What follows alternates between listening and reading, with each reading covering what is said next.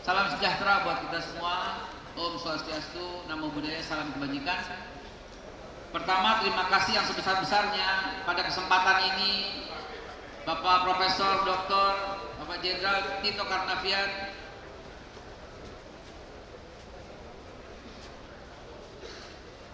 di sini. Baik. Terima kasih sekali. Ini adalah undangan khusus dari Pak Tito yang sangat menaruh perhatian besar kepada halal di Indonesia.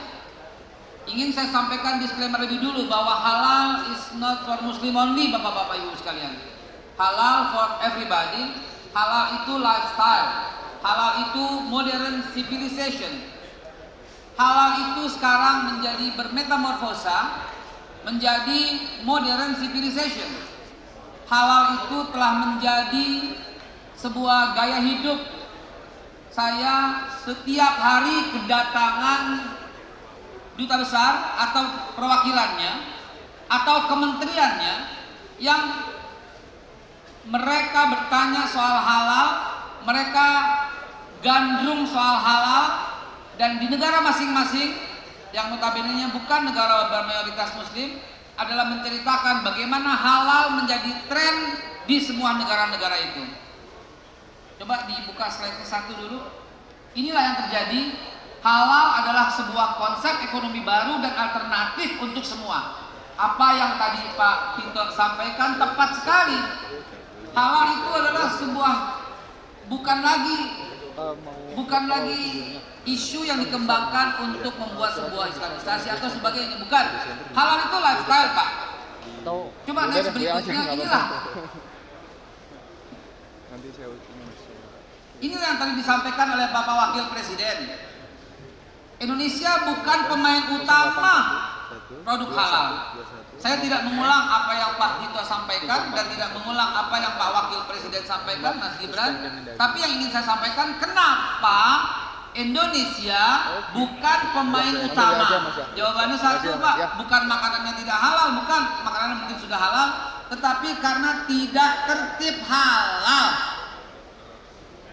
Kalau tertib halal, prediksi Bapak Wakil tadi adalah nembus sampai 40 miliar US dollar.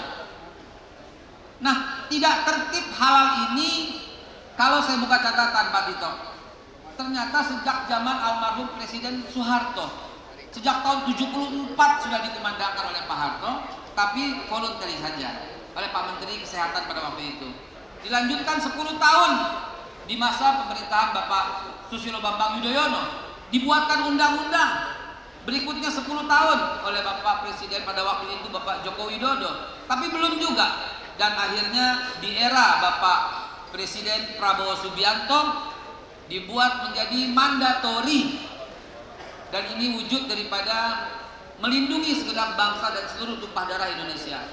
Perlu saya sampaikan Bapak-Bapak sekalian, tadinya halal ini berada di bawah bagian eselon 1 di bawah Kementerian Agama.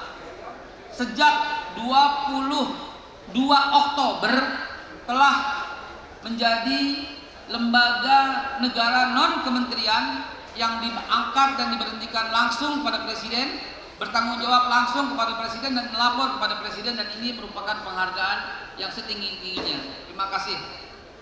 Coba next berikutnya, saya mau simpel saja, akan banyak pertanyaan nantinya.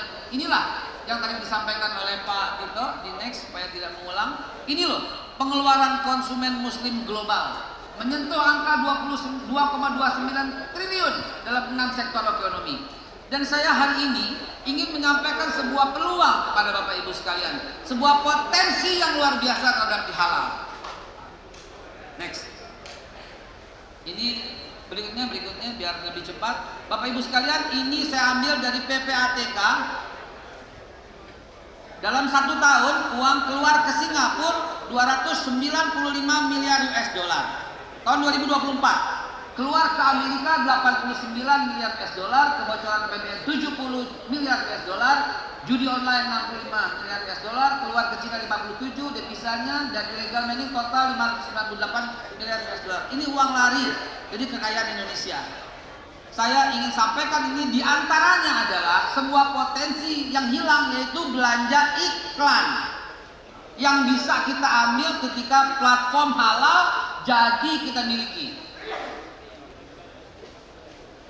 Next saja biar cepat. Satu lagi mas. Ini loh potensinya. Inilah potensi Badan Halal Indonesia. Jadi potensi pegiat usaha besar, menengah, kecil. Saya simpelkan begini Pak. Ada 66 juta pelaku usaha di Indonesia. 99-nya usaha mikro. Dan yang dari 66 juta ini yang halal baru 2,1 juta Pak. Jadi 96,8% belum tersertifikasi halal. Baru 3,2% saja tersertifikasi halal. Ini PR kita bersama karena ini undang-undang Pak 33 tahun 2014 dan PP 42 nomor 2024. Tadi sudah diingatkan oleh Pak Wakil Presiden bahwa mandatori per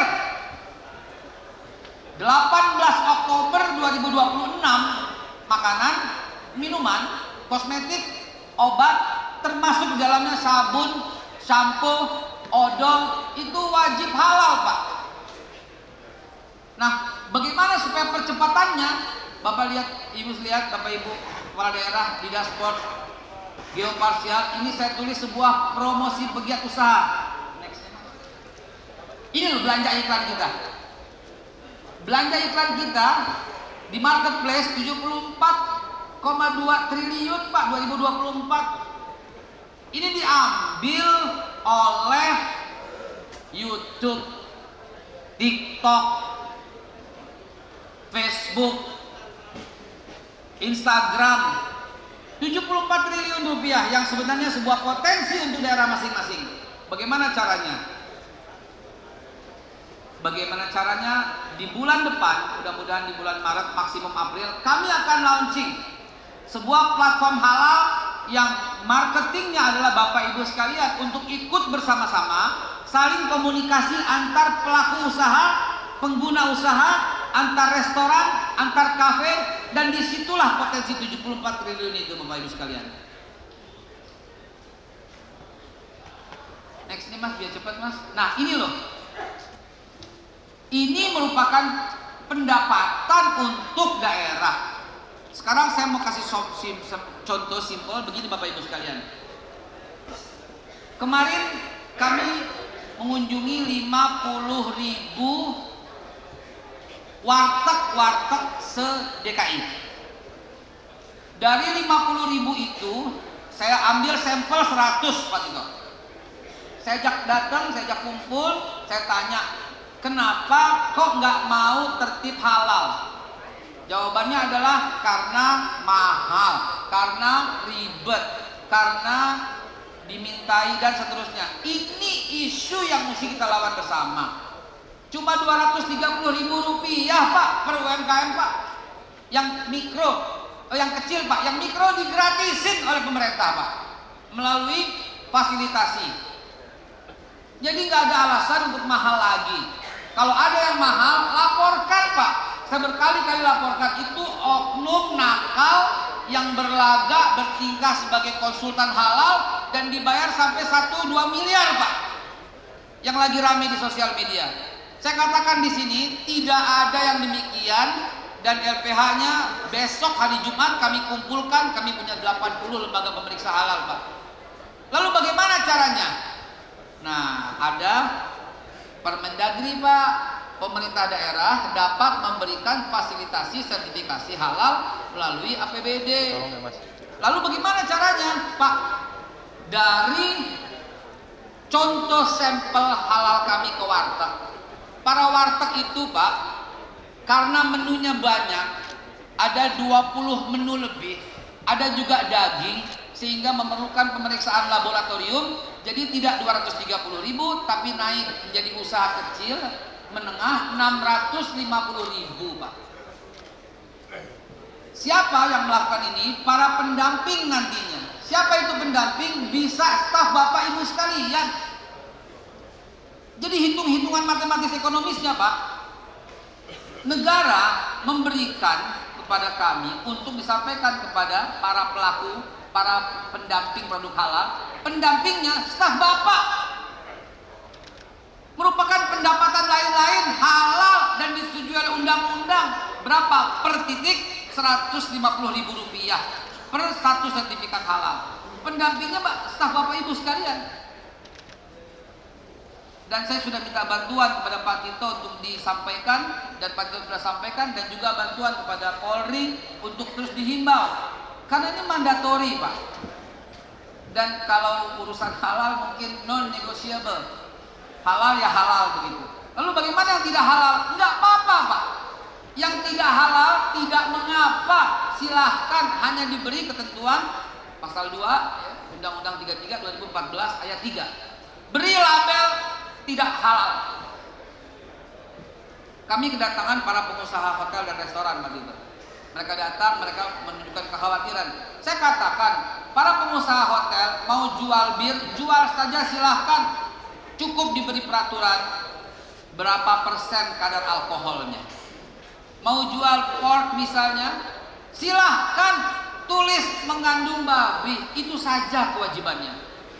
Tidak ada diskriminasi yang lain Pak, tapi ini semata-mata untuk melindungi segenap bangsa dan seluruh tumpah darah Indonesia. Berikutnya. Nah, ini 2 slide terakhir ingin saya sampaikan sebuah keprihatinan juga. Walaupun ini ada hubungannya dengan Mentan ya, Kementerian, rumah potong kita ada 573 tapi baru 290 yang sudah. Sementara 283 hampir 50%-nya belum bersertifikat halal. Begitu pula rumah potong unggas. Ini yang menjadi salah satu bottleneck. Kami tidak bisa melakukan sertifikasi halal kepada sebuah restoran karena pengambilan dagingnya dari RPH yang belum halal.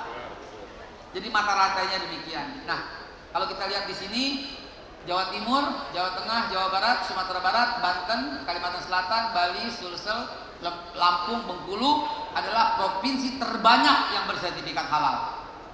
Sementara yang lain masih perlu kita upayakan bersama. Demikian singkatnya. Terima kasih. Wassalamualaikum warahmatullahi wabarakatuh.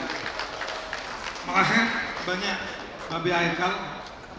Ya. Jadi rekan-rekan sekalian,